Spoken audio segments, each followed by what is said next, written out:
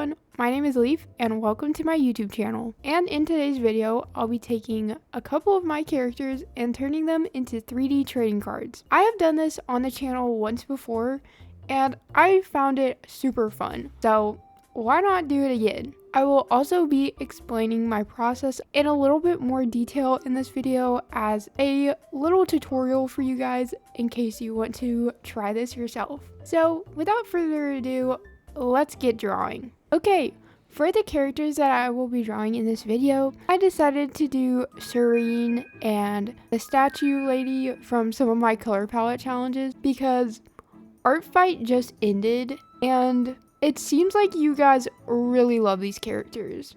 I'm used to Lauren and Hezi getting all the attacks, but these two absolutely blew them out of the water this year, and I think they got more attacks this year combined than I've gotten attacks in the past. So clearly y'all like them, so I'm happy to make more art for them.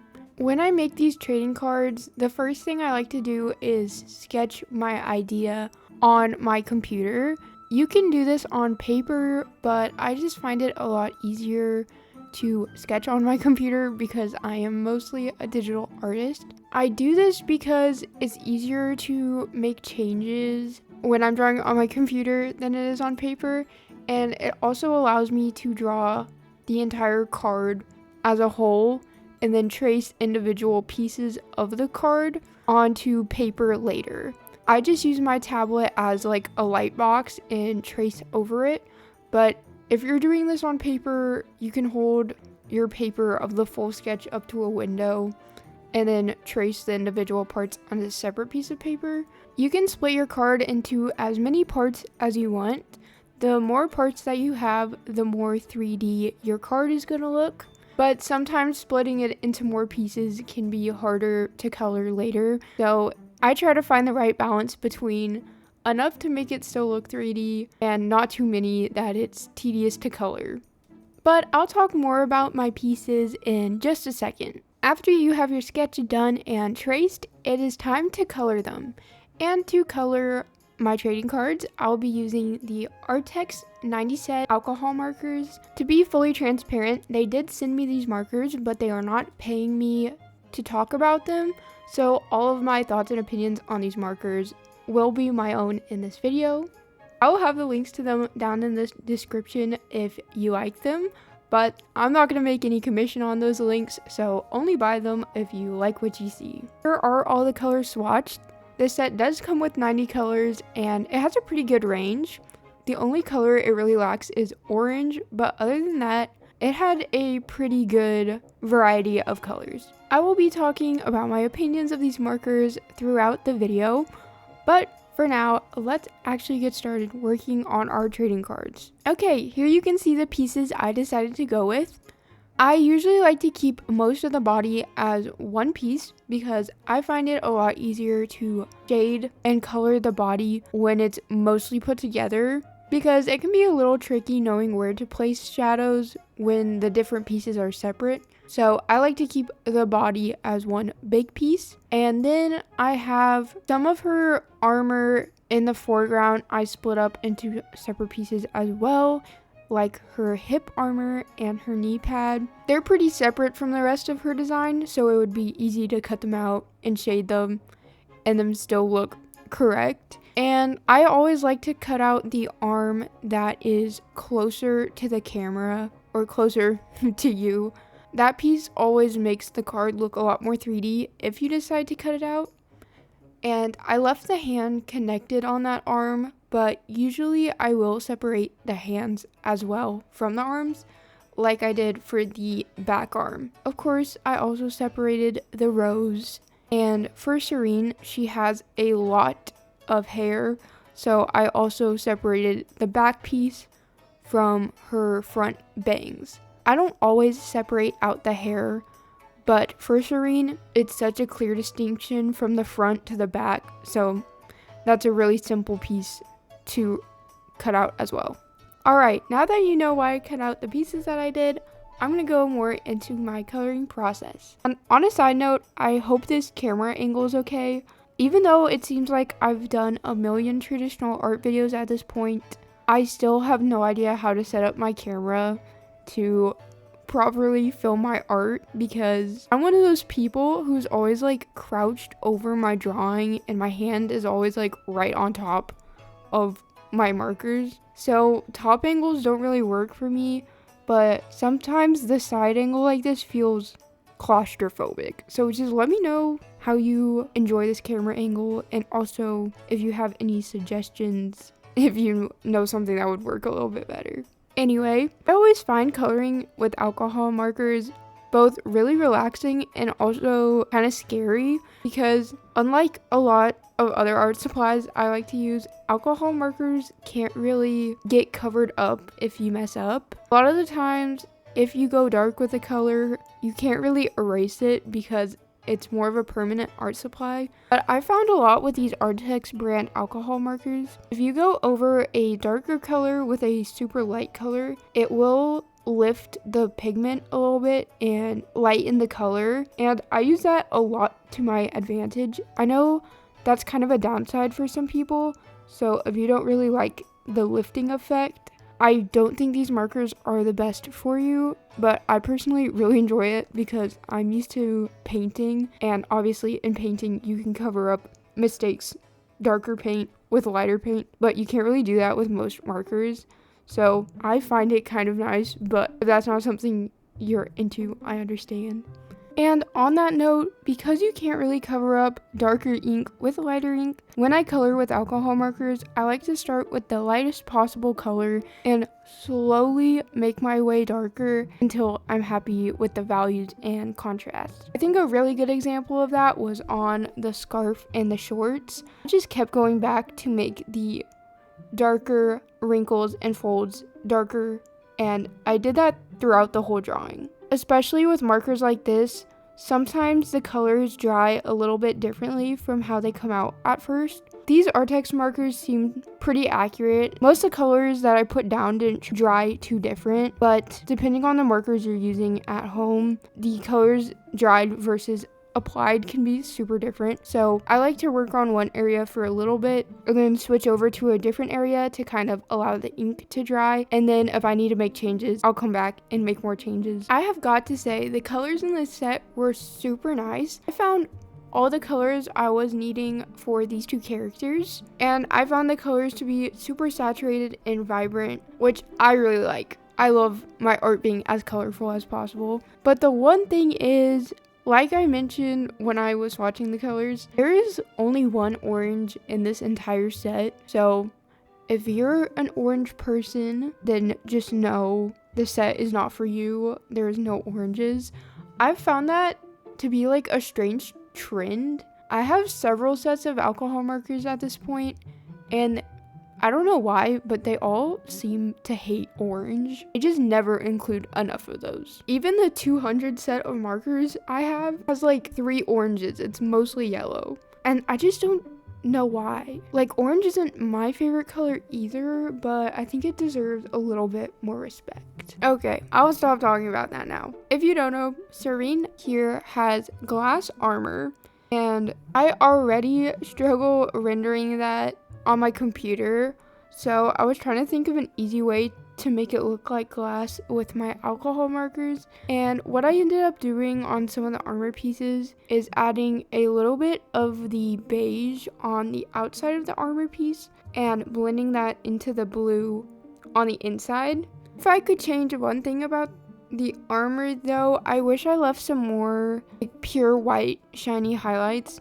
because glass is very reflective, and I try to take reflections into account when I'm drawing, but I might go back in at some point with a paint marker and add those reflections back in. Even without them, I think it still turned out pretty decent. I also do want to mention, I've completely forgotten to talk about this up to now, if my voice sounds a little bit different in this video, that's because I got my wisdom teeth out this week and I'm still recovering. Recovering's going good, but my mouth hurts. So I know I normally have a lisp in my videos, but the lisp might be a lot more intense in this video. I've already noticed it in a couple clips, and I just want to say I'm sorry. I hope it's not too noticeable and that you're still having a good time watching, even if I sound a little funny. Anyway, I was really enjoying how the rendering on this arm was going. I've noticed with these alcohol markers, they kind of have like a watercolor look to them, which is very fitting for this character. And now we are on the final piece for Serene. I actually totally forgot about her back there until this point, so I'd already cut out all the other pieces, and I had to draw this one on a separate sheet of paper because my paper was not big enough. For the paper, I was just using basic marker paper that came in a sketchbook that I ripped out. Worked pretty well, honestly.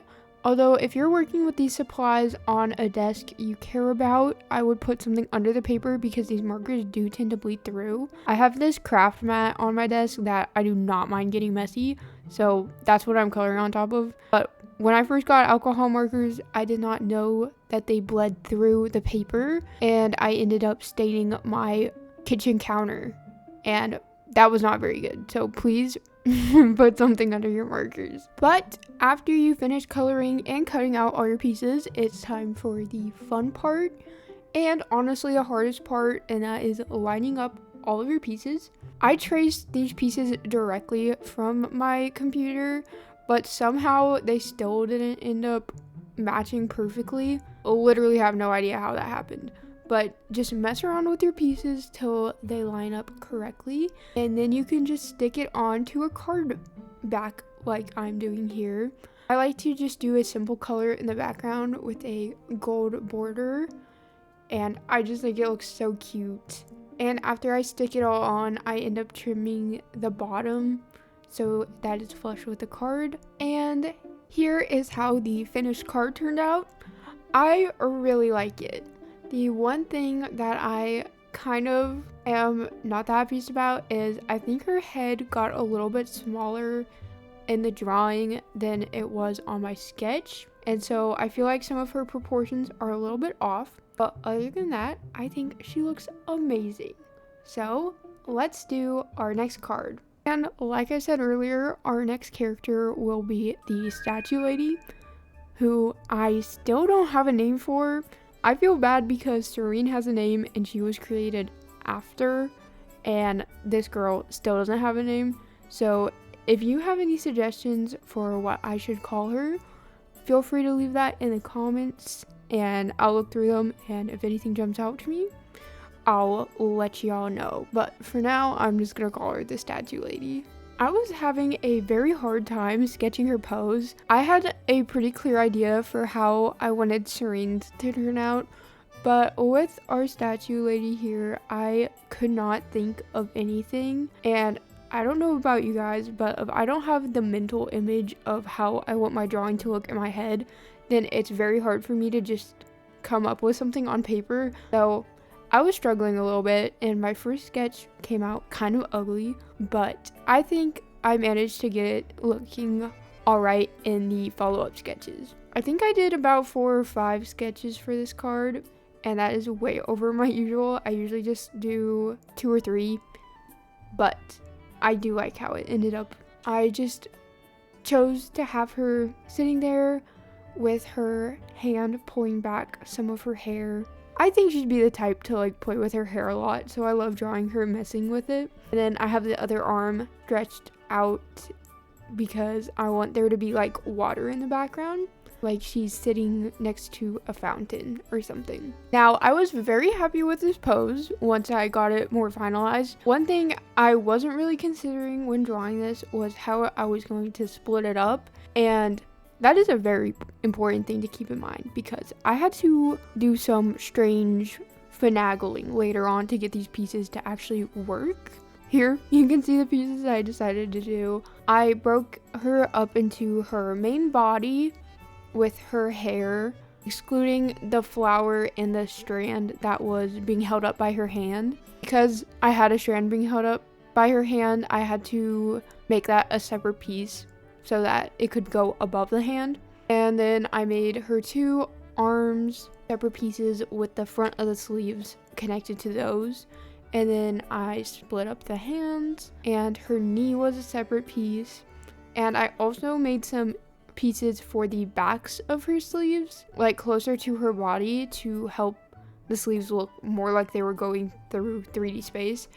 And originally I wanted the flowers and moss on her chest to be a separate piece, but I ended up not using that later because I thought it just looked better if I just drew the moss directly on her main body piece. And I also made the very back of her hair a separate piece as well to fit behind the arm. This worked fairly well. The only thing is later on, because I had made her arm, her left arm a separate piece, I had to cut the part where her sleeve hits her body. I had to cut that so I could slide the other sleeve in because it needed to be behind her body. And I kind of just wish I made that whole sleeve a separate piece so I didn't have to do all that, but it ended up working okay. It was just a little bit complicated. I always have such a fun time coloring the statue lady because she has so many fun textures going on. Like, I have to make her skin look like stone.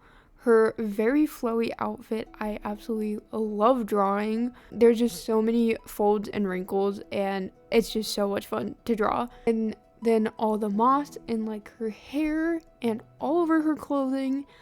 I just always have so much fun drawing her. One of the things I found out worked really well for her was she has a lot of like moss and lichen on her actual body, and instead of just making that green from the start, I just fully colored and shaded her body with this gray color, and then I went back over it with this nice pale green.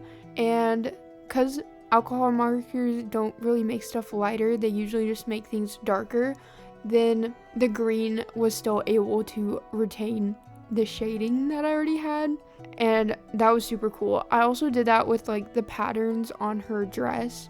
I just shaded the whole dress and then I went back over it with the blue for the patterns, and it just worked great. And now it is that time in every single video where I hide a little secret message to make sure you are paying attention. And in this video, if you're hearing this, leave a water droplet emoji for Serene or a flower emoji for Statue Girl. And also add a name suggestion for her because I desperately need to name this woman. And while you're down there, you can also leave a like on this video if you like it, and maybe subscribe if you're feeling generous. But that's enough of that. Back to the drawing. I was so much more happy with how the hands turned out on Statue Girl than Serene. I'm not sure what the problem is, but I feel like both of Serene's hands ended up looking a bit strange at the end of the drawing. I think I didn't spend enough time in my sketch on the computer finalizing those, and so when I went to actually trace them, they ended up looking a bit wonky when I actually colored them in. And that is one thing you need to look out for, is you want to make sure your first sketch, whether that's on paper or on the computer, is like as perfect as you can get it, because if you start making changes on the individual pieces, you run the risk of them not fitting together when you cut them out and tape them. So try to make your changes before you draw all the individual pieces. You can make certain changes. There's a lot of things, especially for Statue Girl, where I didn't fully shade something or I didn't fully color something in until I put the entire drawing together, and then I added a little bit more shading later once I saw where the pieces fit together. But the general shapes and stuff should be as final as possible when you start coloring them. And just like before, once you finish coloring all your pieces, you can cut them out and tape them all together. There were a lot more parts interacting with each other on this one than with Serene's, so it took me quite a long time to figure out how all these pieces fit together properly. I don't know if you can see it, but that arm on the right was the one giving me trouble, and I had to cut a slit in the body piece so that it could actually fit where it needed to be. But once I got all the main pieces taped up, I taped in the little back parts that I just colored in to fill in some of those white areas. And after putting together all of her, I added a bit more shading to kind of unite some of the pieces that were sticking out a little bit. And then I taped her onto her card back. Once I did that, I forgot that I was actually going to add some little waterfalls behind her. So I really quickly drew those on a scrap piece of paper. And then I cut them out and I taped them behind her. And I don't know, but I think the waterfalls really bring the whole card together. I'm so glad I remembered to add them because it really does change the whole look of the card. But here is the finished card. I love how it turned out. She looks so good, and honestly, I think this card looks way more 3D than Serene's ended up, which makes sense. I think I had a couple more pieces for this one than the last one. I just love how it looks. The one thing I would change about this card is that after letting it dry overnight, her skin tone and her clothes became a little lighter than I was wanting. So I'll probably go back and darken it a little bit. But other than that, I think it turned out great. And with that, everyone, thank you so much for watching this video. Like always, I had such a fun time drawing for you all. And once again, thank you to Arrtx for sending me these markers. If you guys are wanting to buy these yourself, they do have a special sale going on during August. I'll leave the dates down in the description. So if you're wanting to pick up a pair, I'd recommend buying them during that time so you can save a little bit of money, because alcohol markers aren't the cheapest art supply out there. So just giving you a little heads up. And with that, I will see you all next week. Bye bye.